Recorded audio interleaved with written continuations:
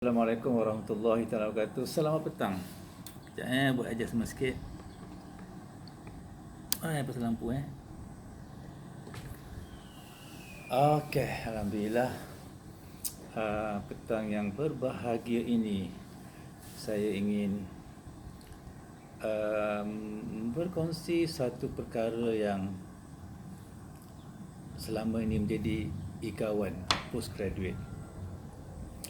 Okey, ini pengalaman sangat personal, sangat peribadi. Pengalaman yang hanya dapat ditimba daripada proses yang panjang, bukan sehari dua.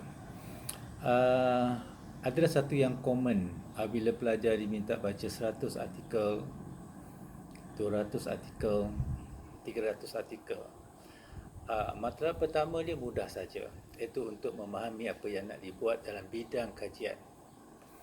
Okey, saya nak beritahu bahawa setiap artikel mempunyai konteks yang berbeza.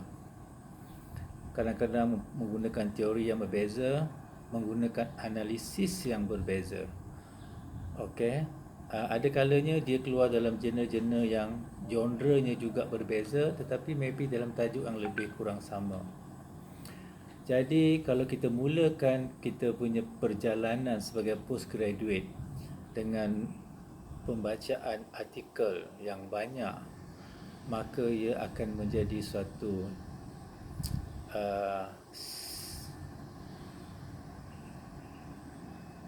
kerugian masa. Okey, kerana artikel tidak disediakan untuk kita membaca dan memahami sesuatu bidang. Itu masalah pertama dia.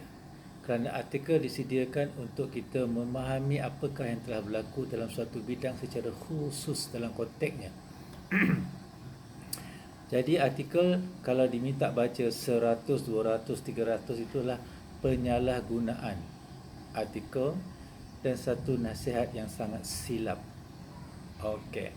Habis kalau itu silap nak buat apa? Ada guru ya. Setiap kali saya nak mulakan YouTube channel saya, guru pun berbunyi. Kebetulan petang kan. Okey, bila petang ni cuaca walaupun bukan gelap tetapi ada guru di kejauhan. Okey.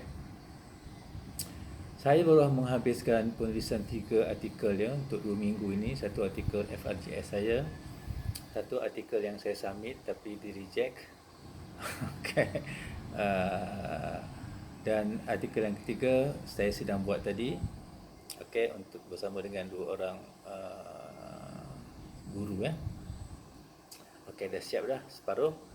Minta pula bahagian mereka pula untuk buat Okey, so alhamdulillah, mudah-mudahan saya siap 3 artikel Satu walaupun telah pun di reject, tapi oleh kerana saya punya expectation tinggi hantar kepada Q1, jadi saya kena buat reshuffle lah apa yang patut.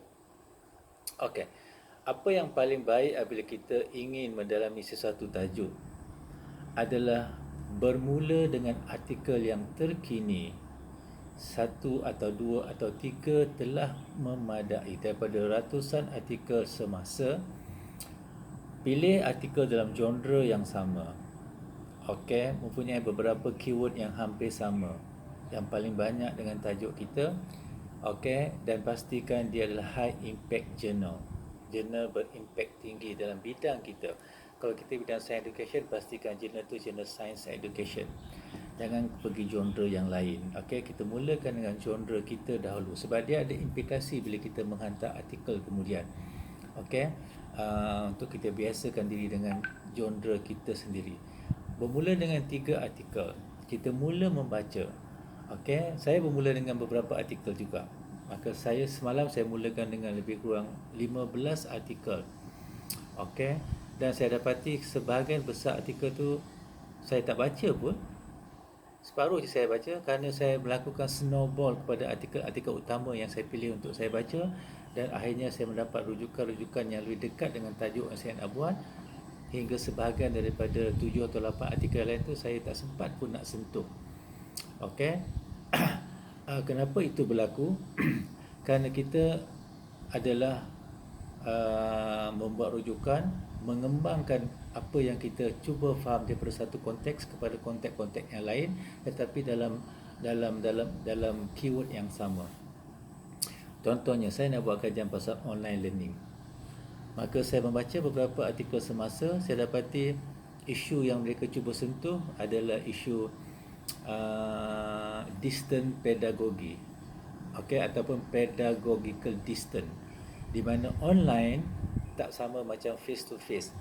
Pedagogi online dengan pedagogi face to face tak sama. Jadi kalau kita tidak dibekalkan dengan pengetahuan dan kemahiran bagaimana untuk melakukan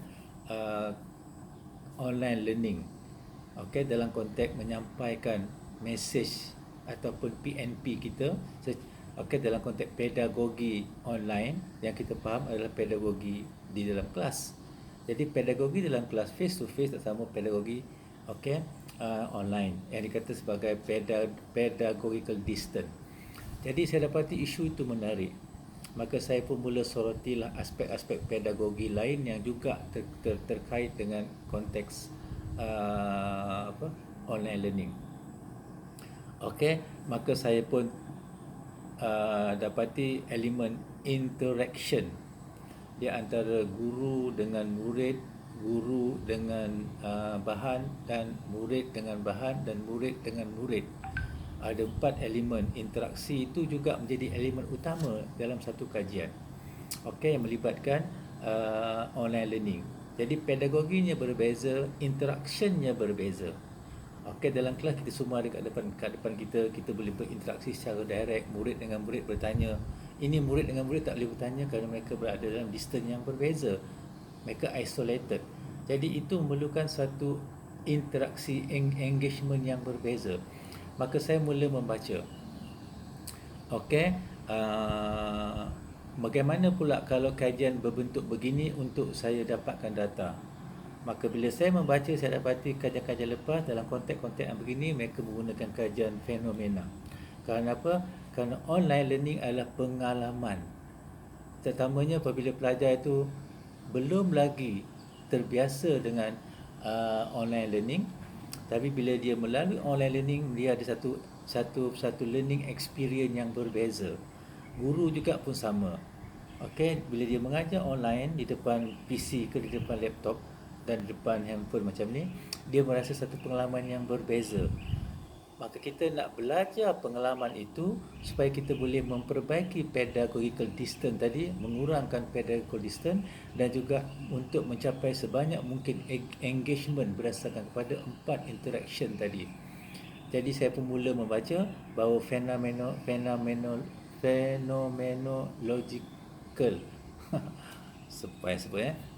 design adalah paling sesuai kerana dia memahami individu dan juga sekumpulan pengalaman. Kerana kita tidak ada teori lagi tentang itu. Jadi kita dapatkan pengalaman itu untuk kita timba, membentuk tema-tema, baru kita menghasilkan satu teori, sama ada kita buat adjustment kepada teori yang asal ataupun maybe datang kepada satu teori yang fresh dalam konteks online learning. Jadi daripada 3-4 artikel saya baca tu dibawa kepada artikel-artikel yang lain dalam genre yang sama, dalam keyword yang sama, dalam perspektif yang sama. Jadi saya telah mengembangkan pembacaan saya daripada 3 ke 4 ke 5 ke 6 ke 7 akhir sampai kepada 30 citation yang saling interconnected antara satu sama lain, barulah dia memberikan makna kepada apa yang kita nak kaji. Kalau kita dapat 30 artikel, 40 artikel yang kita baca satu persatu, maka itu kerja gila. Apatah lagi lah bila disarankan baca 100, baca dan baca lagi. Itulah semua perkara yang saya rasa mendatangkan masalah besar kepada postgraduate yang novice. Kenapa orang yang berpengalaman tak tahu perkara itu? Kenapa mereka tak tahu? Kerana mereka tak pernah lakukan. Mereka lakukan A tapi mereka suruh B. Kenapa mereka suruh B? Sebab B itu bunyinya lebih gah. baca banyak. Dia tak tahu apakah benda yang nak sebut. Snowball pada saya tak pernah terkeluar pun daripada mulut-mulut expert ketika saya belajar dulu. Apa yang diminta baca dan baca lagi. Jadi nasihat saya pada petang ini, Bermula dengan artikel-artikel yang terbaik yang anda rasa sesuai untuk minat anda sebagai seorang pengkaji. Dari situ tengok buat snowball ya. Siapa tak tahu snowball, maknanya tak pernah ikut bengkel saya lah ya. Okey, lakukan snowball dan ada kalanya kita terperanjat kerana apa? Kerana artikel snowball yang kita dapati semua artikel-artikel yang sangat dekat dengan apa yang kita nak buat, malah memberikan cadangan-cadangan yang fresh untuk kita lakukan. Okey. Jadi snowball adalah the answer of the problem. Yang diminta baca 300, 400, 500, that is ridiculous. They ridicule student postgraduate. Dan mereka sendiri pun tak pernah baca sebanyak itu untuk menghasilkan kajian mereka. Okey, jadi itu namanya selfish. Okey,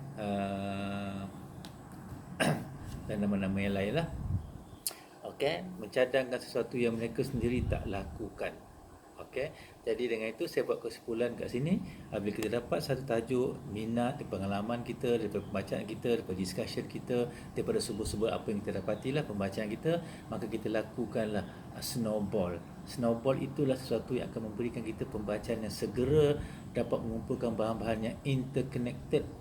Ini ada connected dengan teori, ini ada connected dengan variable, ini ada connected dengan konteks, ini ada connected dengan sampel, ini ada connected dengan data analysis, ini ada connection dengan whatever you call it. Okey, jadi ia akan berkumpul. Kadang-kadang genre itu berbeza, okey, tetapi dia adalah connected. Kalau kita diminta baca 100, okey, kadang-kadang genrenya sama, dia tak connected. Kadang-kadang genrenya berbeza, dia tak connected. Yang itu lagi pening kepala. Jadi pada petang ini saya syorkan untuk anda mula menguasai snowball. Buat pembacaan, lakukan snowball. Buat pembacaan, lakukan snowball. Akhirnya anda akan dapat sejumlah artikel yang sangat menyokong kajian anda. So itu saja untuk petang ini. Saya sebenarnya nak buat Zoom ya. Mungkin besok lah kepada siapa-siapa yang nak berzoom dengan saya. So mudah-mudahan ini dapat satu nasihat secara umum saja untuk anda di luar sana. Okey, assalamualaikum warahmatullahi wabarakatuh.